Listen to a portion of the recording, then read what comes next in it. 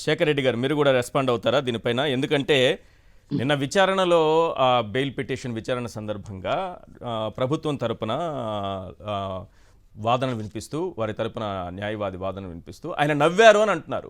నవ్వడం కూడా నేరం అయిపోతోంది. మీరు నవ్వుతున్నారు. ఇప్పుడు నేను ఎంత సీరియస్గా అడుగుతున్నాను క్వశ్చన్.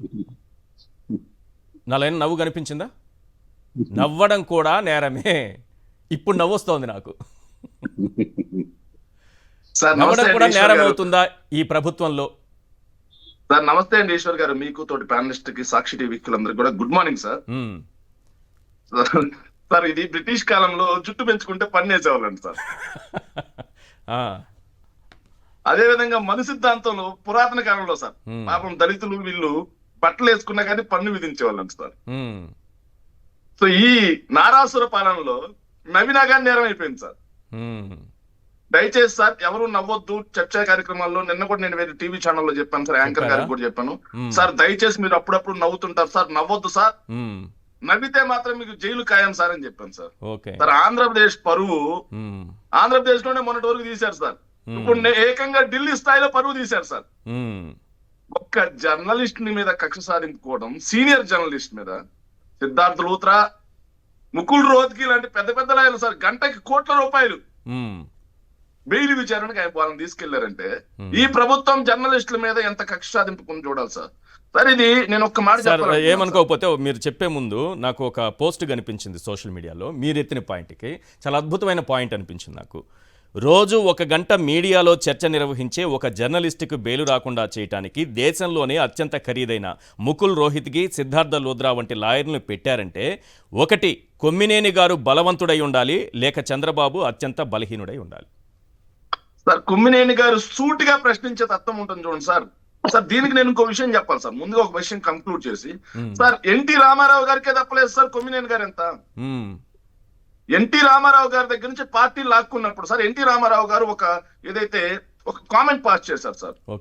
రాజకీయ వ్యభిచారి చంద్రబాబు అని ఒక కామెంట్ పాస్ చేశారు. ఎందుకులేండి మళ్ళీ అవి కామెంట్ పాస్ చేసిన తర్వాత ఆ కామెంట్ పాస్ చేస్తే నెక్స్ట్ డే మార్నింగ్ ఈనాడులో వచ్చేసారు సార్. దాన్ని వచ్చేస్తే దాన్ని పట్టుకొని ఏం చేశారో తెలుసా సార్, ఆయన క్యాంప్ లో ఉన్నటువంటి మహిళా ఎమ్మెల్యేలు వాళ్ళందరి చేత ఏదైతే రాష్ట్రంలో ఉన్నటువంటి మహిళలందరినీ నేను ఇలా అన్నాడు ఎన్టీ రామారావు గారు, మహిళల మీద ఆయన గౌరవం లేదు అని చెప్పి ధర్నా చేశారు సార్.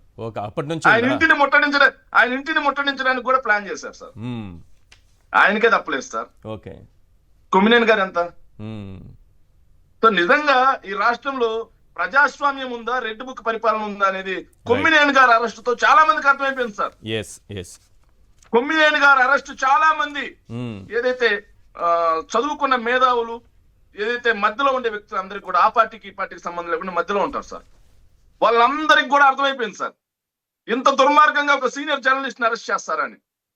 సార్ ఇదంతా ఒక ప్లాన్. ఎందుకంటే సార్ సో అమరావతి అనే దాని పేరుతో వీళ్ళు జోబులు నింపుకోవడం కోసం అధిక ధరలకు యాక్సెస్ చేసి మరి అక్కడ దోచుకుంటున్నారు సార్. సో అమరావతి విషయంలో చాలా మంది మేధావులకి, చాలా మంది ఏదైతే సమాజంలో ఉన్న సామాజికవేత్తలకి అందరికీ అనుమానాలు ఉన్నాయి. దాని మీద అందరూ కూడా ప్రశ్నిస్తున్నారు. వడ్డే శోభనాథేశ్వరరావు గారు ప్రశ్నిస్తా ఉన్నారు. అక్కడ రైతులు కూడా నిలదీసే పరిస్థితి వచ్చింది సార్. ఆల్రెడీ 52,000 ఎకరాలు ఉంటే ఇంకో 44,000 ఎకరాలు ఎందుకయ్యా మీకు అని చెప్పి అడిగే పరిస్థితి ఉంది. కాబట్టి అమరావతి గురించి మాట్లాడకూడదు, అమరావతి గురించి చూపకూడదు.